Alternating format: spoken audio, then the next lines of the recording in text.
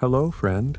Before we drift together into tonight's journey through the past, let me softly remind you, if you enjoy relaxing history stories like this one, you can gently tap subscribe. It helps you find these calming tales more easily whenever you want to return. You may also like or leave a quiet little comment, sharing your thoughts. It means more than you might think. Thank you for being here. And now, let us slowly open the doors of memory and step back into the world of medieval castles. You let your eyes close halfway as the story unfolds. You imagine yourself walking through rolling green fields, the sound of a distant river flowing gently over stones. The air is cool, perhaps late in the afternoon, and on the horizon you see a shape rising higher than the trees. Slowly, the shape resolves into the tall, gray outline of a castle. Its towers stand like guardians, watching over the countryside. You take another step, and soon you stand before one of the most impressive defenses of the Middle Ages. Thick stone walls and the dark water of a moat. The wall stretches upward, made of giant blocks of stone fitted so carefully that centuries of wind and rain cannot break them. You reach out in your imagination and place a hand against the cool surface. It feels strong, unyielding, as if nothing could ever pass through. These walls were not only barriers of defense, they were symbols of power. Every stone was hauled and shaped by workers, every layer added with the hope that the fortress would last for generations. Surrounding these mighty walls lies the moat. You picture a wide trench, filled with still, murky water. Sometimes it would gleam in the sun like a ribbon of silver. Other times it would ripple under the moonlight, dark and mysterious. A moat was more than decoration. It was meant to keep enemies from reaching the walls directly. Imagine an army approaching with ladders or heavy machines. They would be forced to stop at the edge of the water. Horses could not easily cross. Soldiers carrying heavy armor would stumble and fall if they tried to wade through. And underneath the surface, stakes of sharpened wood might be hidden, waiting for anyone who dared to swim across. You walk slowly along the edge of the moat, listening to the gentle splash of water against the bank. In your mind, you see reflections of the castle walls shimmering across the surface. The moat made a castle feel like an island of safety, cut off from the chaos beyond. To the people who lived inside, it was a comfort to know that invaders could not easily reach them. To those who stood outside, it was an obstacle that filled the heart with dread. Now, imagine yourself as a traveler in the medieval world.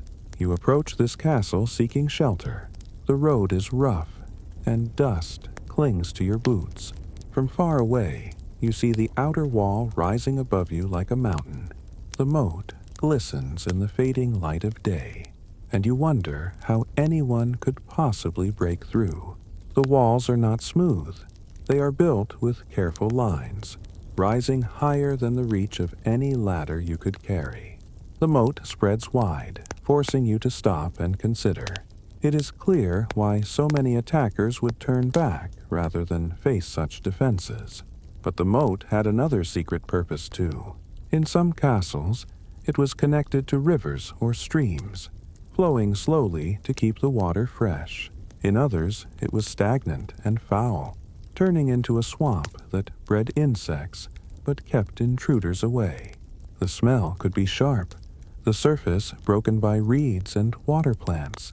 Sometimes the moat even served as a dumping place for waste, making it not only unpleasant, but dangerous for anyone trying to cross. For defenders, this was yet another advantage. You let your thoughts drift to the people inside the walls. Children might lean over the parapets and drop pebbles into the moat, watching the ripples spread. Farmers bringing supplies would pass through the gates, grateful for the safety the walls and moat provided. And guards on the towers would look down, comforted by the knowledge that the water below was their silent ally. As evening falls in your imagination, torches are lit along the castle's edge. Their flickering light dances across the moat, creating golden trails upon the water. You feel the stillness of the night deepening, and the castle becomes a place of quiet strength. The walls, silent and steadfast, stand as if listening to the whispers of the wind. The moat, dark and glimmering, waits like a sleeping guardian. You notice how everything about this design was meant to slow time, to give defenders every possible chance. An army might march for weeks, but when they arrived, the moat forced them to stop. The walls forced them to wait longer. In this pause, defenders could prepare, gather their strength, and remain calm within. The beauty of castles lies not only in their grandeur, but also in their endurance. Even now, centuries later, some moats still remain, filled with water or turned into gardens. The walls still stand, reminding us that human hands once built them with determination and care. And as you reflect on these walls and moats, you sense the rhythm of history. Just as the stones were laid one by one, your mind lays down memories, layer upon layer, shaping a structure of its own. The water of the moat flows quietly in the background, like the stream of time itself, moving slowly but never stopping. You feel safe now, standing in the shadow of the castle. You breathe in slowly and breathe out. The walls are unbreakable. The moat is wide and deep. For this moment, you are inside a fortress of memory, where nothing can disturb you. And so, gently, your story continues onward. You remain in the quiet shadow of the castle walls, and slowly your attention drifts toward the main entrance. Every castle had one, and it was always the most carefully guarded place. You notice, even in the distance, that this gateway is unlike anything you might find in a village or a simple town. It is not just a doorway. It is a layered system of defenses, designed to welcome friends and refuse enemies. The first thing you see is the drawbridge. By day, it lies across the moat like a wooden road, broad enough for carts, horses, and people to cross. Heavy beams support its frame, and iron bands strengthen each plank. When lowered, it creates a solid bridge across the water, allowing life to flow into the castle. Traders bringing goods, farmers carrying baskets of grain, travelers seeking safety. But when danger threatens, the drawbridge can rise, slowly pulled upward with chains and pulleys until it slams shut against the gatehouse wall. You picture it in motion, the sound of creaking ropes, the groaning of wood as it rises higher, higher, until it cuts off the path completely. The moat below glimmers darkly again, and any enemy standing at its edge would be trapped, forced to wait or turn away. The drawbridge is more than wood.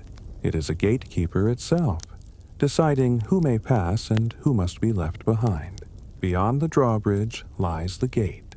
At first glance, it seems like a large wooden door, but as you step closer, you see how massive it truly is. The gates are studded with iron bolts, their surfaces scarred with marks of time. You run your hand across the surface in your imagination, and you feel the grain of the wood beneath your palm, solid and unyielding. These gates could withstand hours of pounding by rams or axes, refusing to give way. Above the gates, you notice a portcullis, a heavy iron grill that slides downward in grooves. It is made of thick bars, spiked at the bottom, and when lowered, it blocks the entrance completely. You imagine it slamming down suddenly, the metal clanging against stone, sparks flying as it seals the passage. Even if an enemy managed to push through the outer gate, they could be trapped between the wooden doors and the iron portcullis, like fish caught in a net. Inside the gatehouse, defenders had even more tricks prepared. There were small openings in the ceiling called murder holes, where hot sand, boiling water, or even stones could be dropped upon intruders.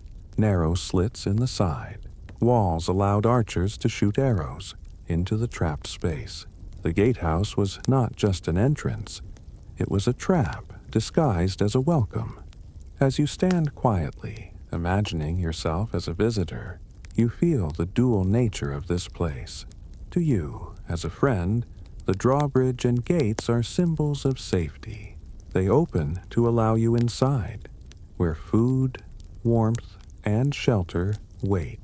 But to an enemy, they are walls of despair, impossible to force without terrible cost. Now you picture a peaceful day, centuries ago. The drawbridge is lowered, and merchants wait with their carts. A farmer leads a donkey across, baskets of vegetables swaying gently on its back. Children laugh and skip across the planks, their voices echoing above the water. Guards lean on their spears, watching but not worried. The gates swing wide, and life flows freely inside. But in another vision, you see darker times. Clouds gather, and enemy banners appear on the horizon. Drums echo faintly, and soldiers march closer. Quickly, defenders pull the chains, and the drawbridge rises. The gates slam shut, iron bolts slide into place, and the portcullis lowers with a thunderous crash. The castle becomes a sealed world, closed against the threat. Outside, the enemy paces, searching for weakness. Inside, the people wait, safe behind their gates.